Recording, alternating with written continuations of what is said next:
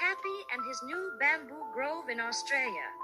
Long, long ago, in far-off southern China, there lived a plump, fluffy little panda named Happy. Happy wasn't just any ordinary panda. Deep in his heart lived a tiny magician who was especially good at playing with numbers.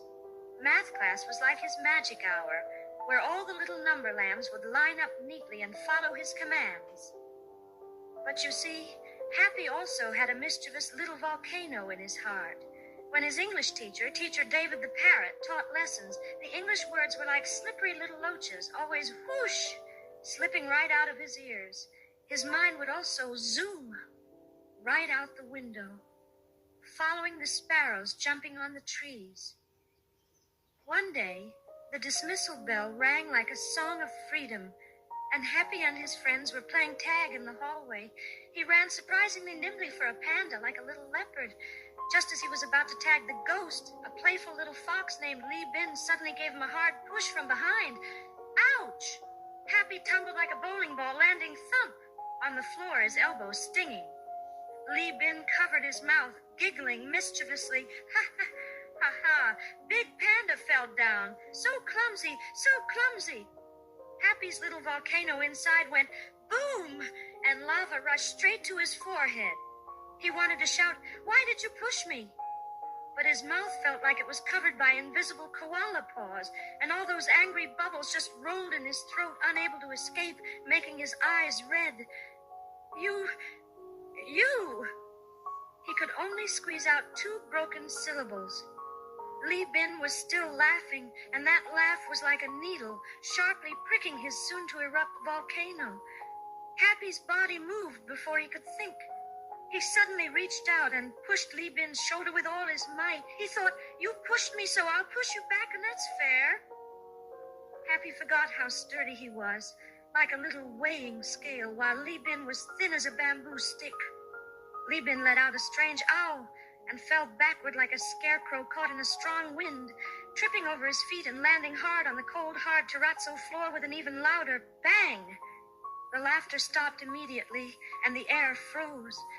Li Bin curled up, holding his arm, crying from the pain.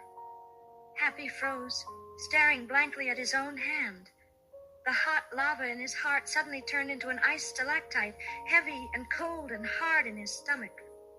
Later, Happy's panda, Papa and Panda Mama rushed to the school. The air in the office was as heavy as solidified honey. Teacher Wang, the big yellow dog, said Happy was a good child, very clever, and especially gifted in math.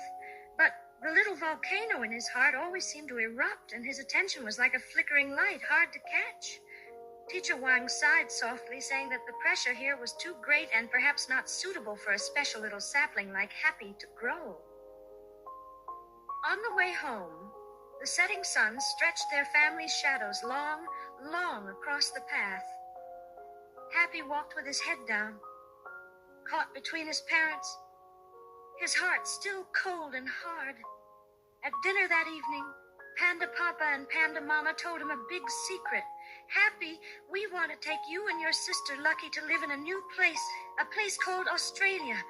There are lots of kangaroos and koalas there. The sky is so blue and the grass is so green."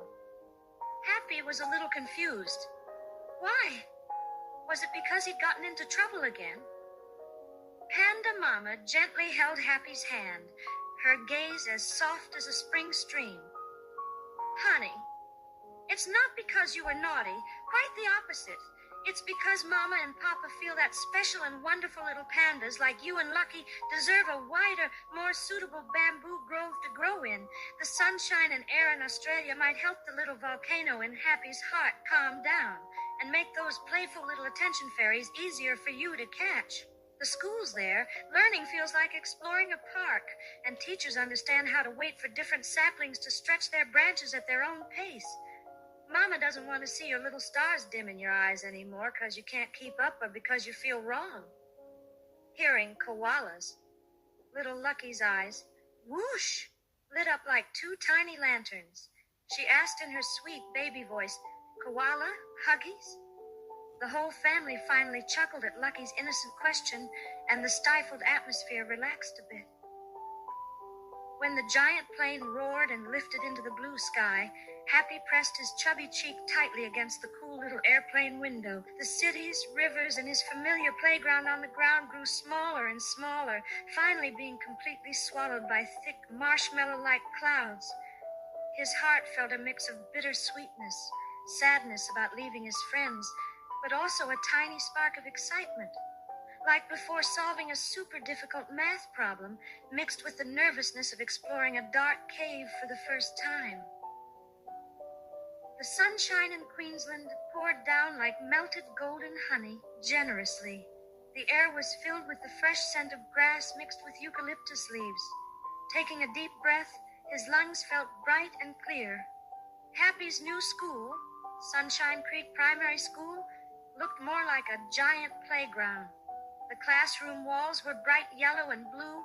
There were no tall fences, and large green lawns stretched as far as the eye could see. On the first day, as the round-bodied Happy, wearing his brand-new uniform, walked into the classroom, dozens of curious blue, green, and brown eyes all turned to look at him. His palms got sweaty, and his throat started to tighten again as if held by an invisible koala. His teacher, Miss Evans, was an old owl with hair like silver clouds and a smile as warm as toasted bread. She walked over and gently patted Happy's shoulder, her voice as soft as the wind rustling through the grass. "Welcome, Happy. Don't worry, take your time. We're all friends here." Math class was Happy's shining moment. When Miss Evans wrote a complex 2-digit multiplication and division problem on the blackboard, the number lamps in Happy's mind instantly lined up, and the answer popped out of his mouth. The classroom was quiet for a second, then erupted in gasps of, "Wow!" and "Awesome!" Miss Evans's blue eyes widened in surprise, as if she had discovered a treasure. "Brilliant, Happy. You have a real gift for numbers." That sincere praise was like a ray of sunshine, instantly melting the ice shell in Happy's heart, making him feel warm all over. The old piano in the music room became Happy's second haven. During lunch break, he would sneak in. As his fingertips touched the familiar black and white keys, the words that had slipped away like loaches during English class, the unspoken grievances, confusion, and little bits of novelty about his new life, all transformed into flowing notes. He played a lively minuet, the notes like little sprites dancing in the sunlight. When the piece ended, there was applause from the doorway. Miss Evans and a few passing classmates stood there, their faces full of surprise. "Happy, that was beautiful," Miss Evans said sincerely. "It's like Sunshine Creek is singing." For the first time, music became a language that everyone could understand, a language that belonged to Happy. What made him truly run free was the huge soccer field. After school training, his coach, Mr. Brown, was a strong kangaroo, like a sturdy eucalyptus tree with a booming voice. He didn't care if Happy was the fastest runner or had the fanciest tricks. He loudly encouraged, "Good run, Happy. Keep going, mate. Use your strength." Happy ran and tackled freely on the wide green field, of course making fair tackles according to the rules, sweat soaking his curly fur. The little monster in his heart seemed to gradually lose its energy during the run, becoming gentle. Running, like a free wind, blew away the last trace of gloom in his heart. Panda Mama wasn't idle either. She attended free English classes provided by the government, starting over like a primary school student with A for apple. She studied incredibly hard, filling thick notebooks with dense writing. A year later, when she brought home her Australian pharmacist license, holding it like a treasure, the whole family erupted in cheers. Panda Papa excitedly hugged the round Panda Mama and spun her around, almost throwing out his back. And Lucky clapped her little paws in excitement. Panda Papa, in his joy, couldn't resist belting out his favorite song to the eucalyptus trees outside the window. Even though he was off-key, the rainbow lorikeets in the trees were startled and flew away. Panda Mama quickly laughed and covered his mouth. "Stop, stop, you'll scare away the neighbors' koalas."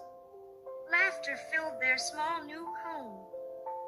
One weekend, the Panda family drove to a big park by the Brisbane River. Panda Papa set up the barbecue, coals crackling, the scent of grilling meat mingling with the smell of fresh grass in the air. Panda Mama skillfully flipped sizzling lamb chops and sausages. Lucky, like a happy little top, chased a few fearless rainbow lorikeets on the soft grass, her silvery laughter scattering everywhere. Happy and his dad practiced passing the soccer ball on a slightly distant patch of grass. He nimbly intercepted the ball his dad kicked, his chubby figure moving in the sunlight like a lively black and white soccer ball. As the sun set, it cast a warm, golden-orange glow over the wide river. The family sat around the picnic blanket, enjoying their delicious barbecue. Lucky's mouth was oily from eating, and she snuggled into her mom's arms, pointing at the first star to appear in the sky. She asked in her sweet baby voice, "Brother, do Australian stars speak English?" Happy chuckled at his sister's question, revealing his little white teeth. He thought for a moment, but before he could speak, Panda Papa put his arm around Happy's chubby shoulder and answered in his thick accent, yet incredibly warm voice, even mimicking a singing tone, though still off-key. "Oh, stars' language is understood all over the world, just like Happy playing the piano, just like your brother running like the wind on the soccer field, just like your mom reciting medicine names so fluently. The important thing is to find your own channel, to shine your own light, right?" He affectionately ruffled Happy's hair. Panda Mama smiled, offering everyone a perfectly grilled ear of corn. She looked at the 3 round ones beside her, her husband's off-key singing still in her ears, her little daughter happily licking her fingers, and her son's face radiating a long-lost, truly relaxed glow of happiness. Her gaze softly rested on Happy, her voice as gentle and steady as the evening breeze. "Yes, the sky here is vast and the land is wide. It allows every panda to grow at their own pace according to their own bamboo segments." She pointed to Happy's heart. "Your math magic, your piano song, the strength of your running on the soccer field, and that little volcano in your heart that is slowly learning to be calm. These are your most special, most wonderful bamboo segments. The Australian sunshine just makes them easier to see, easier to grow strong." Happy took a big bite of the sweet grilled corn. The sweet taste spread all the way to his heart. He looked up at the vast, seemingly endless, sparkling Australian night sky, where the stars twinkled gently like countless encouraging eyes. He remembered Miss Evans's warm smile, the shouts of, "Nice one, Happy," from his friends on the soccer field, and the melodies flowing from his fingertips that no longer needed anger to be understood. A warm, solid strength, like the vibrant land beneath his feet, firmly took root in his heart. He quietly clenched his chubby little fist. Here, the grass of Sunshine Creek Primary, the little yard at home filled with the scent of grilled corn, this was his new bamboo grove. Here he would grow, segment by segment, into his best self. Good night, my little one. May you, like Happy, find your own bamboo grove and grow up happily. Vocabulary list for Happy and his new bamboo grove in Australia. This vocabulary list is designed for English-speaking children to help them understand the Chinese words and phrases used in the story. Each word includes its pinyin, how to pronounce it, and a simple English explanation. Act 1 vocabulary, pang-do-do, pang-do-do. Chubby, plump, round, and cute, mao rong rong, mao rong rong. Fluffy, furry, soft, and dense with fur. Mo fa shi, mo fa shi. Magician, someone who can do magic. Ji hui, ji hui. To command, to direct, to tell others what to do. Ying wu, ying wu. Parrot, a type of bird that can learn to talk like human. Liu zu, to slip away, to sneak off quickly. Diao pi, tiao pi. Naughty, mischievous, playful in a troublesome way. Bao ling chu, bao ling chu. Bowling ball, a round ball used in the game of bowling. Ho la la, fiery hot, stinging hot describes a burning pain. Yanjiang, lava, the hot, melted rock that comes out of a volcano. Jiao hua, sly, cunning, crafty, not honest, likes to trick people. Cheng tuo, steel yard weight, a heavy iron block used to measure weight on a traditional scale. Dao cao ren. Scarecrow, a fake person made of straw used to scare birds away from field. Ningu, To solidify, to become solid, like water turning into ice. Bingju, icicle, a pillar of ice. Act 2 vocabulary, chenjong, heavy, burdensome, describes a sad or pressured feeling. Hong run, rosy, ruddy, describes a healthy reddish glow on the face. And fu, to comfort, to soothe, to calm someone down. Shali, grit, small pieces of sand and pebbles. Pai bei, exhausted, very tired, no energy. Qing shu, emotion, feeling, mood. Tian fu, talent, natural gift, an ability someone is born with. Tuo luo, spinning top, a toy that spins. Shu miao, sapling, a young tree. Shenjan, to stretch, to extend, to spread out like branches. And dan, dim, dull, lacking brightness or luster. Liao kuo, vast, expansive, wide and spacious, describes a large area. Act 3 vocabulary, xianchuang, porthole, a small window on an airplane or ship.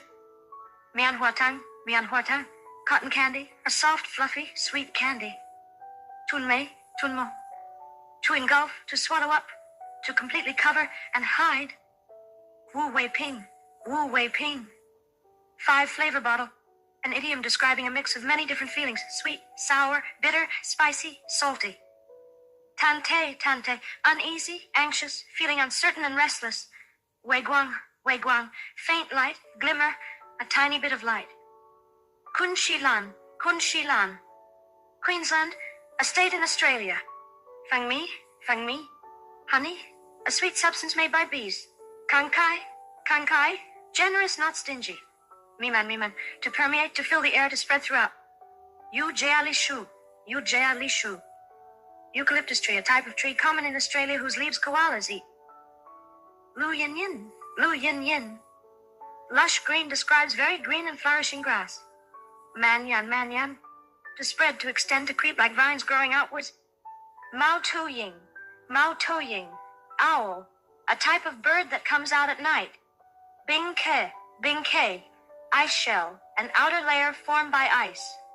Gangwan, harbor, a safe place for ships to dock, also a metaphor for a safe and comfortable place. Yin fu, musical note, a symbol in music scores that represents a sound. Xiao bu wu ku, minuet, a light and lively musical piece.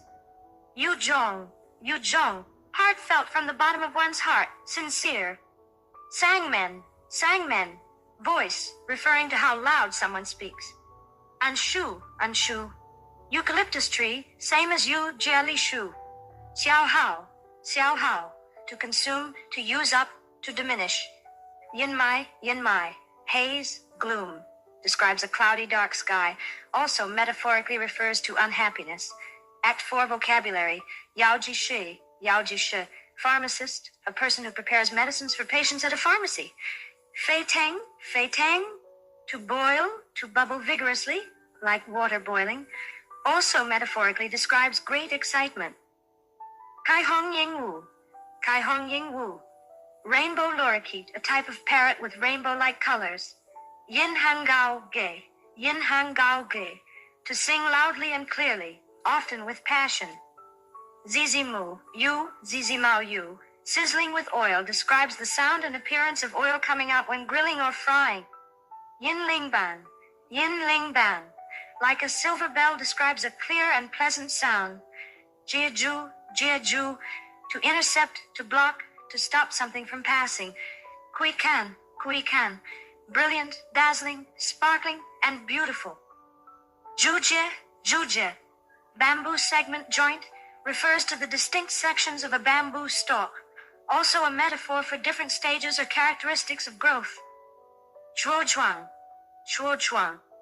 robust, vigorous, growing strong and healthy. Jiaxiagen, to take root, for a plant's roots to go deep into the soil.